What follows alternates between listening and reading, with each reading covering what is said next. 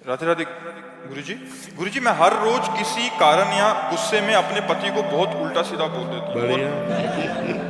बोलने के उपरांत बहुत कष्ट भी होता है, लेकिन फिर अगले दिन जब पति से बात करती हूँ तो पति कहता है शायद मेरे पूर्व जन्म के कोई प्रारब्ध हो। बहुत अच्छा पति यार। बहुत अच्छा विवेकवान पति है भाई, धन्य है आपके पति को।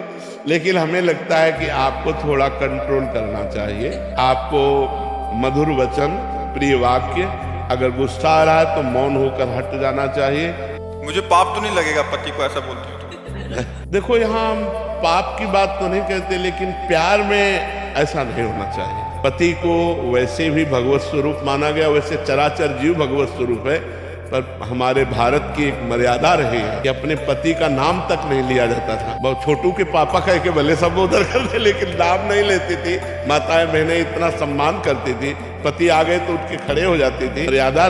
अब आजकल तो समय ही बदल गया है, तो हमें लगता है समय चाहे जितना बदल जाए, धर्म नहीं बदलता। धर्म तो वैसे ही रहता है। आप लोग धर्म का परिचय जानने वाली है, सत्संग करने वाली है, तो आपको प्रिय वाक्य बोलने चाहिए। वाक्य में दरिद्रता क्या है? हम जितना सजा के प्रिय वाक्य बोलेंगे उतने हमारा प्यार बढ़ेगा। अच्छा, माना थोड़ी प्रतिकूलता मिल रही तो हम उनको सह गए। हम ऐसे वचन न बोले जिससे उनको दुख हो। देखो, कहीं ना कहीं ये दुख भरी बात है कि मेरा पूर्व का प्रारब्ध ही तो है। ये दुख भरी बात है नहीं, उनके अंतर की बात को समझो कि क्या करूं, मेरा प्रारब्ध ही तो है, मुझे सहना पड़ेगा। तो मुझे लगता है सुधार कर लिया जाए। प्यार में बड़ी ताकत है।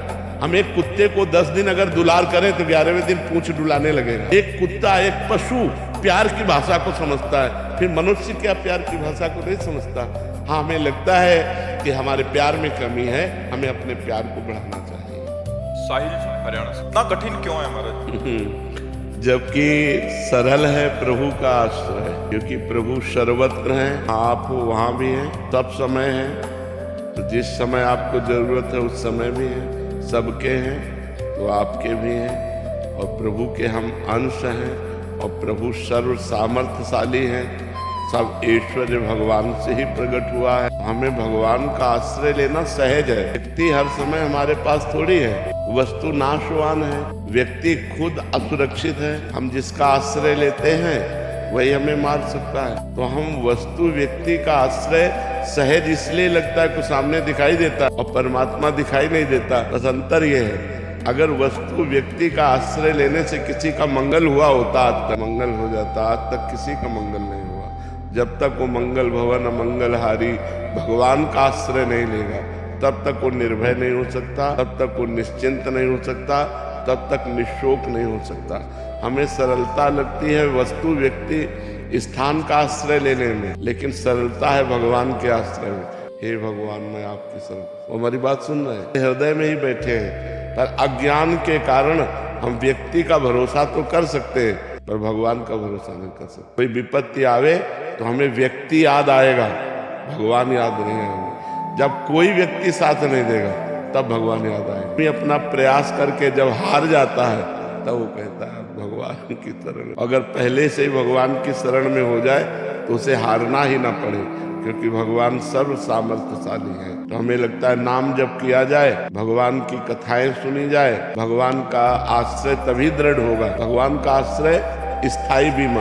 कल सत्संग में चर्चा में कहा था, जैसे बीमा में नहीं होता कि आपकी गाड़ी नष्ट हो गई एक्सीडेंट से या किसी भी तरह, तो आपको गाड़ी का पैसा मिलेगा। आपकी कोई वस्तु नष्ट हो गई, बीमा कराए हो तो आपको पैसा मिलेगा ना।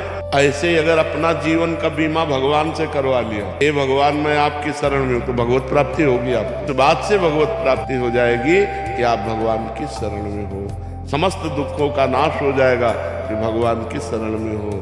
अच्छा, बीमा में तो है हर साल आपको पैसा जमा करना पड़ेगा। अगर सही प्रमाण ना मिला तो पैसा नहीं मिलेगा। लेकिन इसमें भगवान का स्वभाव है, जन अवगुण प्रभु मान न काऊ, दीन बंधु अति मृदुल स्वभाव। यदि हम हे भगवान आपकी शरण में हैं तो आजीवन का बीमा हो गया, ठेका ले लिया भगवान ने। भगवान कहते अनन्यस चिंतयन्तो माम ये जना परिपासते तेषां नित्याभियुक्ता नाम योगक्षेमम भामि। मैं उसका ठेका लेता हूँ योगक्षेम का, जो मेरा अनन्य चिंतन करता है। बस भगवान के सहारे होकर भगवान का नाम जप करो, तुम्हारा जीवन मंगलमय हो जाएगा।